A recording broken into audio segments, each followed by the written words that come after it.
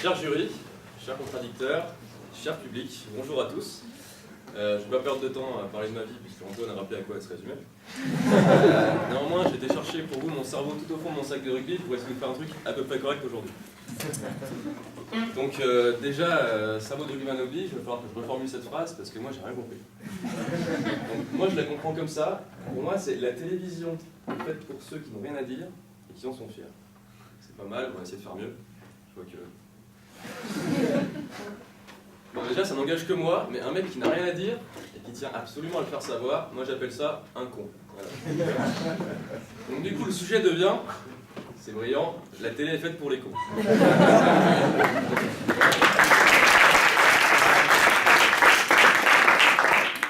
Comme une question, simple curiosité, combien de personnes dans cette salle regardent la télé?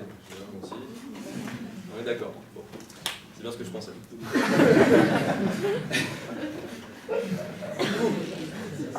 Un mec qui n'a rien à dire et qui tient absolument à le faire savoir, c'est un con. Mais alors un mec qui regarde, enfin qui perd son temps à regarder un con à la télé, moi je trouve ça un peu con. Ce qui, par contagion, fait des téléspectateurs un con. C'est imparable.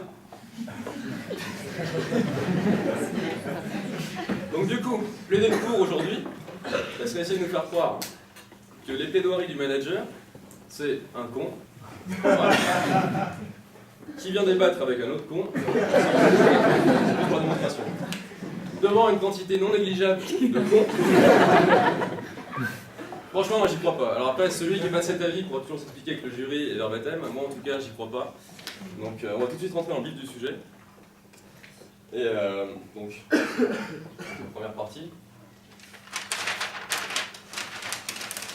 En fait, vous montrer pourquoi je pense que la télévision, au contraire, elle n'est pas faite pour ça. Elle est bien plus que ça. Là, on parle de la fonction. On a bien la télévision est faite, donc on parle de fonction. La télévision est faite pour quoi? La télévision, mesdames et messieurs, c'est du lien social. Je vous raconte une histoire de ma petite maman. Donc quand elle était petite, sa grand-mère était la seule du quartier à avoir une télévision. C'était la première télévision. Du coup, tous les jeudis, tous les gamins du quartier, tous les parents se réunissaient chez la grand-mère et c'était le rendez-vous de la semaine. Lien social. Un exemple plus récent de ce que ça. Mesdemoiselles, je ne sais pas combien d'entre vous, lundi soir, étaient scotchés sur NT1 à regarder le Bachelor, cette émission formidable.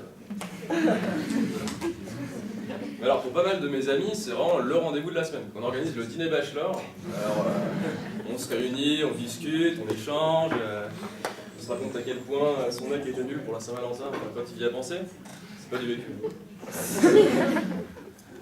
Mais du coup, encore une fois, alors, attendez, parce que lundi soir, ça va être l'apothéose. Ça va être la grande finale, on va savoir qui de Magali ou Olivia, c'est ça? Aidez-moi les filles, c'est ça. On va repartir avec le Bachelor. C'est vraiment incroyable. La télé, c'est pas que ça. La télé, c'est également de l'émotion. Bah ouais.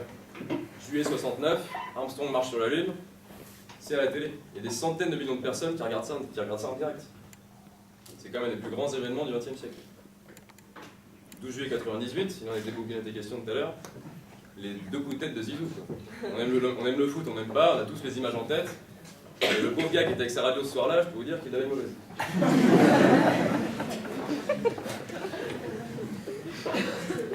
La télé, enfin, c'est de l'information. On peut en débattre, mais tous les grands événements d'info, on veut les vivre à la télé. L'élection présidentielle, par exemple, je suis désolé, mais on a beau dire que ça brasse de l'air, le jour J à 20h, on était tous devant nos télés pour voir le compte à rebours de France 2 et voir la tête de ce bon vieux François s'afficher en XXL à 20h. Là, ça fait plaisir. On aime les images, c'est comme ça. C'est pas notre faute. Une bonne séquence d'images sera toujours mieux que le plus grand des récits. Tout ça m'amène maintenant vers la deuxième partie. Je vais tenter de montrer qu'au contraire, pour moi, la télévision, elle est faite pour ceux qui ont des choses à dire. Pour ça, je vais prendre deux exemples. Deux copains. Est-ce que vous le reconnaissez? Stevie Boulet. Le concert, il a fait un certain temps à la télé, c'est bien. Alors, pour le coup, c'est vraiment un mec qui n'a absolument rien à dire, je pense qu'on est d'accord, qu'on est plutôt fier. Et qu'on est plutôt fier. Il a fait de la télé, c'est bien, mais il est où maintenant?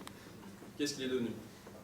Alors si l'un d'entre vous l'a aperçu, il a passé un coup de fil à sa mère qui s'inquiète beaucoup, il a disparu, le mec. Disparu. Bon, je vois qu'il y a des fans dans la salle, donc je vais quand même vous livrer cette info de première main que j'ai lu hier sur internet. Info certifiée par un journal local d'ailleurs. Stevie Boulet ouvre sa boîte de nuit au Mans. Formidable. On a tout le temps de savoir, ça c'est de la reconversion. Maintenant je vais prendre le contre-pied avec le deuxième homme. Vous reconnaissez aussi, j'espère. Bernard Pivot. Bernard Pivot, mesdames et messieurs, c'est 30 ans de télévision. Et ouais. Avec des émissions comme Apostrophe, moi, Double Jeu, Bonne Culture, bref, 30 ans de télé. Alors si quelqu'un ici a le courage de se lever et de me démontrer par A plus B que Bernard, c'est un mec qui n'a rien à dire, et qu'on est fier, on monte dans ma voiture, je vous emmène au Mans et je vous paye l'entrée à la boîte de Stevie.